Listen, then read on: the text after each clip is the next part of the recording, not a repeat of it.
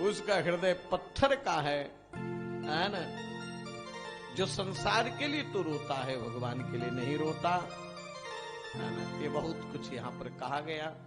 अब श्री परीक्षित जी महाराज सुखदेव जी से चरित्र के बारे में, सृष्टि के बारे में पूछे हैं। अब श्री सुखदेव जी श्रीमद् भागवत के द्वितीय स्कंद के चौथे अध्याय में आकर के भगवान की स्तुति किए हैं। यह स्तुति तो बड़ी लंबी चौड़ी है, बस उस स्तुति का एक महत्व बात मैं बता दूं कि सुखदेव जी ने भगवान के नाम की महिमा बताई है। ये जीव जितना भगवान के नाम का कीर्तन करने से, भगवान का स्मरण करने से, ठाकुर जी के चरणों की वंदना करने से पवित्र होता है, तो किसी साधन से नहीं होता। और भगवान का भजन कीर्तन करने का अधिकार सबको है, चाहे किसी का जन्म किसी जाति में क्यों न हुआ हो। जैसे सड़क पर चलने का अधिकार सबको है, ऐसे भगवान की कृपा प्यार पाने का अधिकार सबको है। सब भगवान के कृपा पात्र। देखो यहां पर सुखदेव जी कुछ जातियों का नाम ले रहे हैं। ये जातियां ऐसी हैं कि इस जाति में सहज में पाप होता है, लेकिन ऐसी जाति में जन्म लेने वाला भी व्यक्ति कीरात हूणांध्र पुलिंद पुलकसा आभीर कंका यवना खसाद्य जिन्ने च पापा यदुपाश्रया श्रेया शुद्ध्यंति तस्मै प्रभु विष्णवे नमः। भगवान के कीर्तन से जीव की परम पावनता आती है। इसके बाद श्री सुखदेव जी ने कहा कि परीक्षित मैं वह कथा सुनाऊंगा जिस कथा को श्री ब्रह्मा जी ने नारद जी को सुनाया। वह कथा मैं सुनाऊंगा जिस कथा को श्री मैत्रेय जी ने विदुर जी को सुनाई। मैत्रेय विदुर जी का समागम। मैत्रेय जी महाराज परम ज्ञानी हैं, ज्ञान के समुद्र हैं। और श्री विदुर जी महाराज एक हस्तिनापुर महाराष्ट्र के महामंत्री हैं। विदुर और मैत्रेय जी का समागम कैसे हुआ, इसको आप लोग ध्यान देकर के सुने। एक बार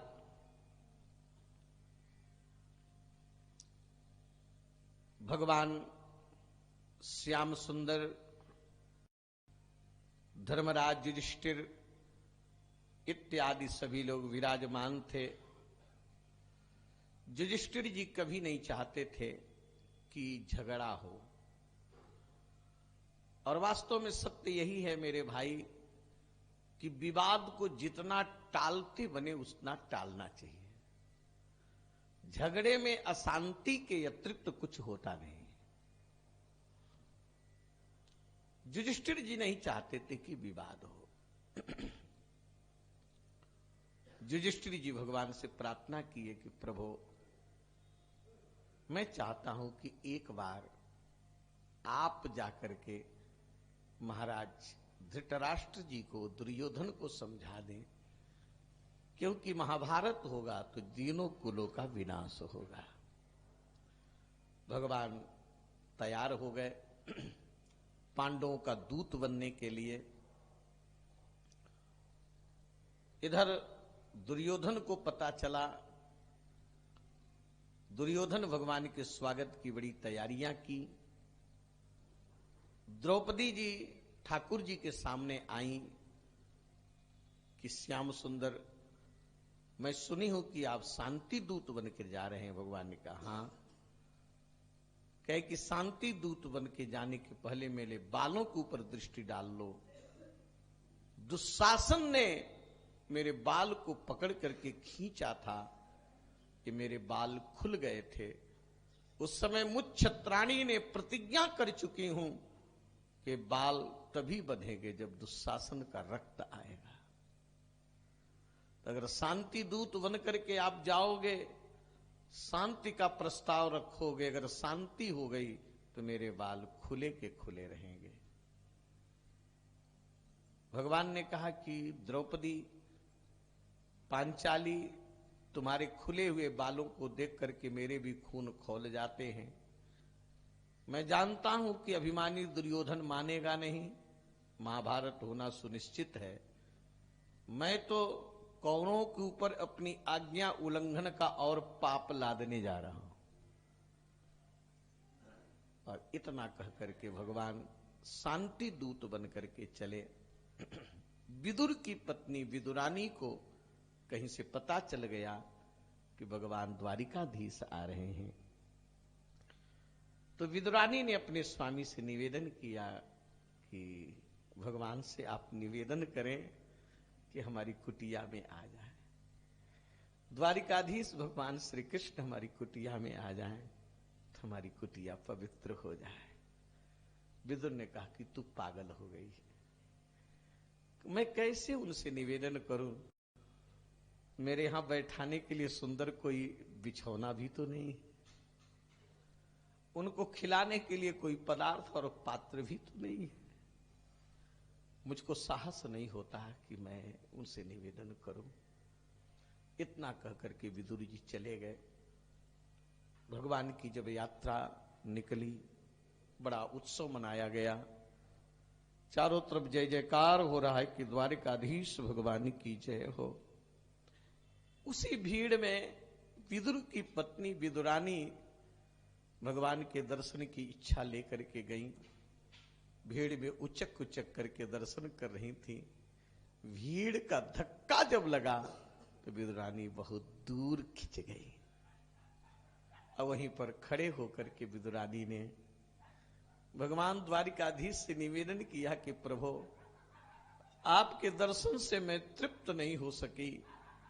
निवेदन है कि अगर मेरे घर आ जाते तो मेरा जीवन सफल हो जाता। एक रूप में भगवान शोभा यात्रा के कृष्ण शोभा यात्रा के रथ पर हैं। विदुरानी के भाव के कृष्ण विदुरानी के सामने आकर कहते, चाची जी मैं आपके घर आऊंगा, मैं आपके यहां आऊंगा। विदुरानी प्रेम में डूब गई, उछलते कूदते अपने घर आ गई। मेरे घर द्वारिकाधीश आएंगे, मेरे प्रभु आएंगे। तब तक विदुर जी आए।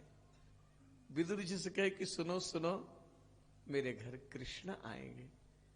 विदुर ने सोचा कि मेरी पत्नी पागल हो गई। कैसे पता? कहे कि कृष्ण कहे, सब और पागल हो गए। उनकी तो यात्रा निकल रही, वे कहां आ गए कहने के लिए। विदुर जी को विश्वास नहीं हुआ। भगवान हस्तिनापुर की भरी सभा में गए और भरी सभा में भगवान ने कहे कि मैं पांडवों का दूत बन करके आया हूं। राजन हस्तिनापुर नरेश महाराज धृतराष्ट्र जी, अगर धर्मतः न्यायतः विचार किया जाए तो ये हस्तिनापुर की गद्दी पांडवों की गद्दी है। आपको तो धरोहर के रूप में दी गई थी। अब पांडव बड़े हो गए, हस्तिनापुर की गद्दी उनको सौंप देना चाहिए। पांडव समर्थ हैं, चाहे तो अपना अधिकार छीन सकते हैं, लेकिन वे ऐसा नहीं चाहते। यदि आप पूरा राज्य नहीं देना चाहते हो, अपने बेटे के प्रति आपका प्रेम है, तो आधा राज्य पांडवों को दे दो। आप आधे राज्य में पांडव संतुष्ट हो जाएंगे। धृतराष्ट्र कुछ नहीं बोला। फिर भगवान दूसरा प्रस्ताव रखे कि 5 गांव ही आप दे दो। 5 गांव में ही पांडव संतुष्ट हो जाएंगे।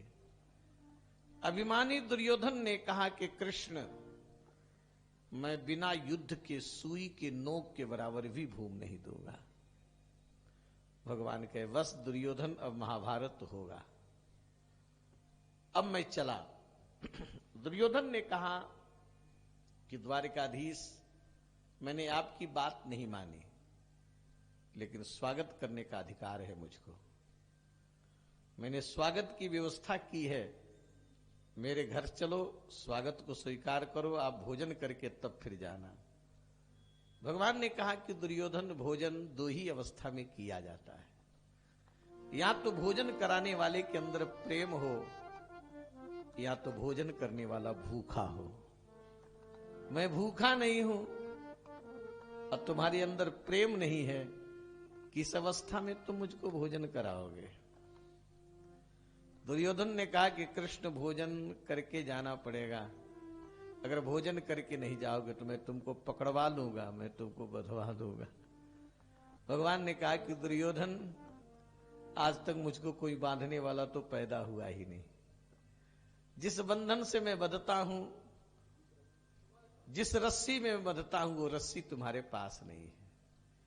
दुर्योधन, मैं शक्ति से नहीं बंधता हूं, मैं भक्ति से बंधता हूं। मैं प्रेम की रज्जू में बंधता हूं, भक्ति के सूत्र से उपनद्ध हो जाता हूं, लेकिन वो रस्सी तुम्हारे पास कहां है? क्या मुझको बांधोगे तुम? दुर्योधन ने कहा कि पकड़ लो कृष्ण को, बांधो। भगवान अपना विराट रूप दिखाए। जिस विराट रूप को देख करके अर्जुन ने स्तुति किए, दुर्योधन कहता है जादूगरी कर रहा है, पकड़ो इसको। भगवान वहां से चले। विदुर की पत्नी विदुरानी, एक वस्त्र था उनके पास, वो वस्त्र धो करके फैला दी थी,